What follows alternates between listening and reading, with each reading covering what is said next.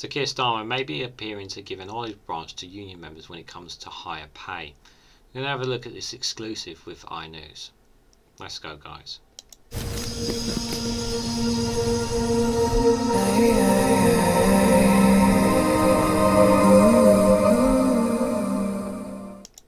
Good morning, good afternoon, good evening, guys, wherever you are in the world. This is REGANELITE here. And it appears Keir Starmer may be extending some kind of olive branch to unions. Now, the last time we spoke a little bit about Keir Starmer, obviously, we had in part in an article from iNews was about him being in bed with Rupert Murdoch. He attended a party with him.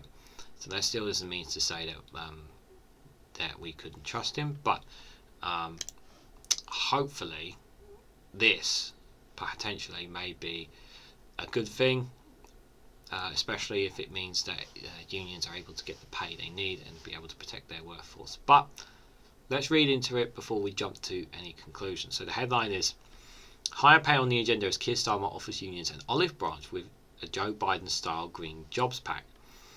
A union insider suggests invitation marks a moment of renewal for relations with the Labour leadership.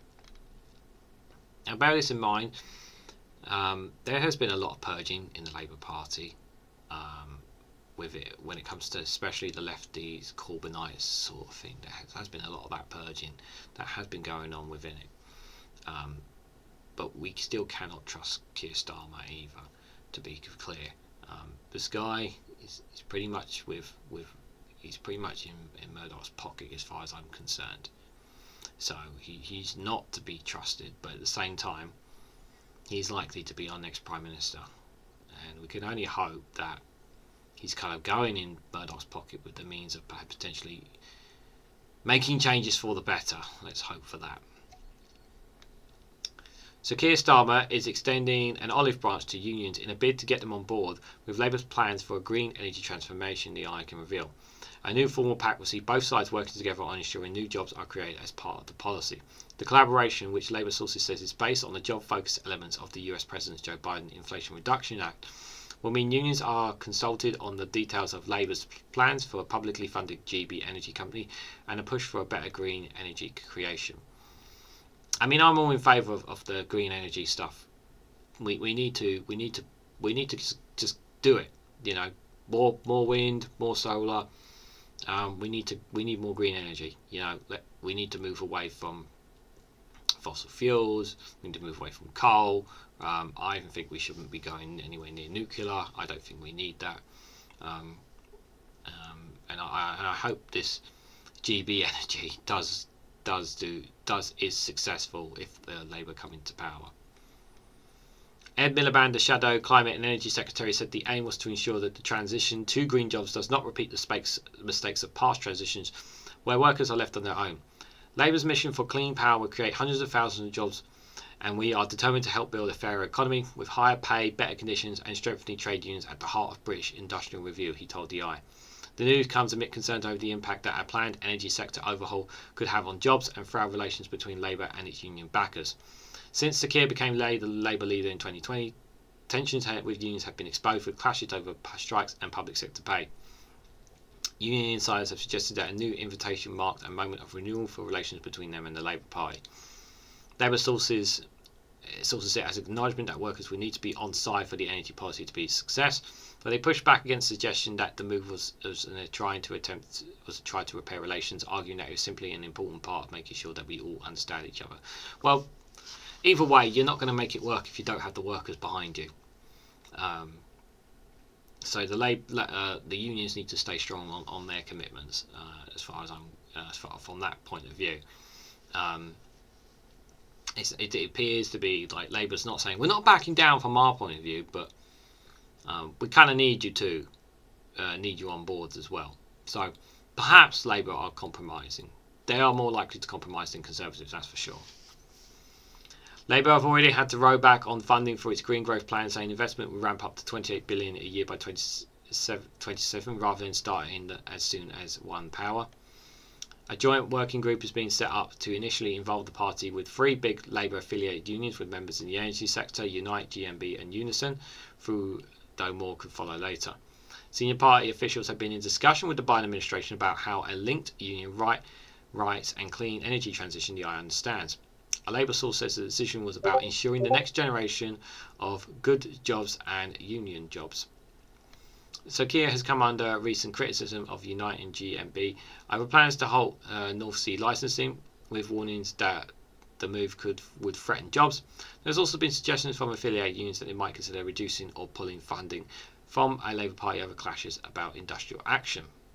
Union insiders said the level of engagement between Labour and the organisations had been at best patchy in recent years, and said there were concerns that union voices have been drowned out. Yeah, there is that talk that had been drowned out, to be fair. But they need to work with the unions, that's for sure. The stress between Labour and its biggest backers are nothing new and a symptom of the party's collaborative approach.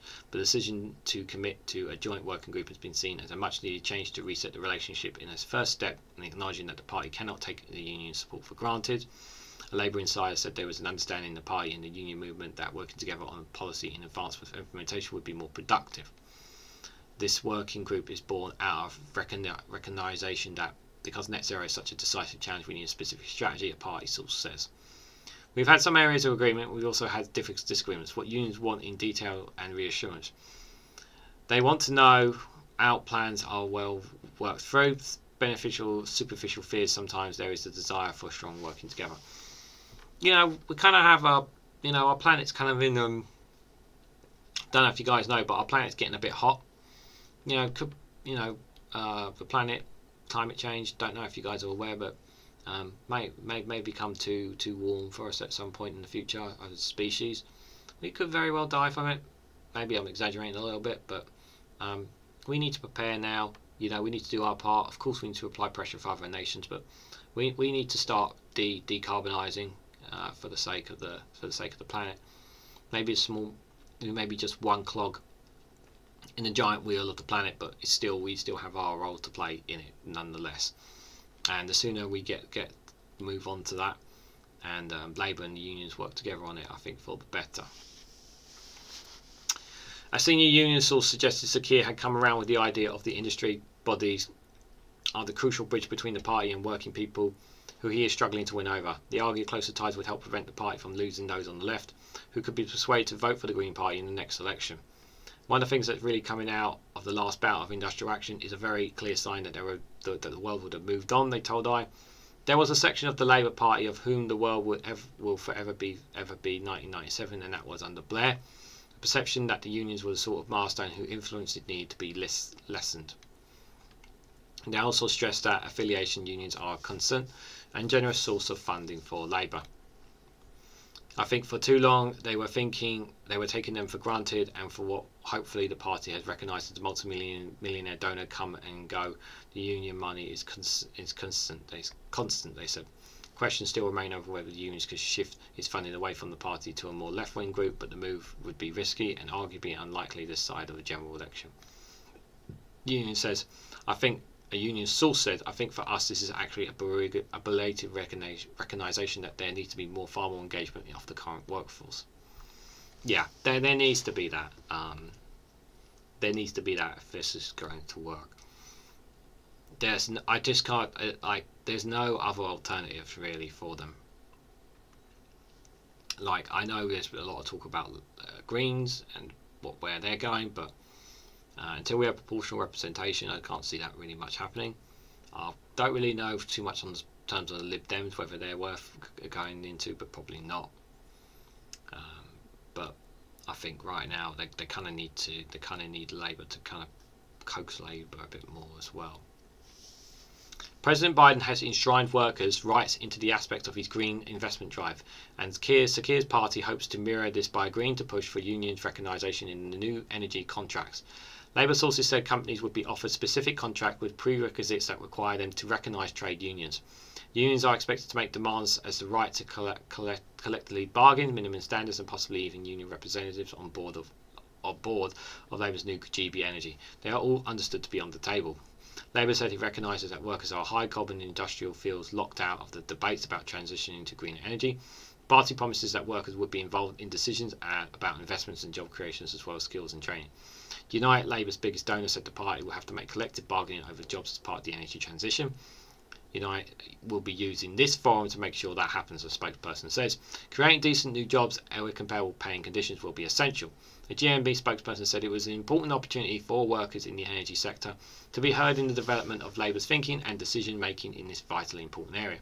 Unison said it would be working to ensure that its staff it representing the energy sector are considered fully. Yeah, I mean it's good that they're talking, and it's kind of like there was a bit of tension obviously when for a while now, but it appears based on this that there may be renewed talks and kind of getting back around the table for the benefit more of the members, and of course for the benefit of the country and even the world, because we need to get work. They need unions and trade members to be on board for this plan if Labour are to make it a success. So I welcome that. Let's hope that it is for the benefit of everyone. If we do have a Labour government, I still, it's for people to say it's going to be all Labour. We don't know that for sure, but we'll have to wait and see. But what do you guys think of this? Let me know down in the comments below. Like, share and subscribe as always, and I will catch you all very, very soon.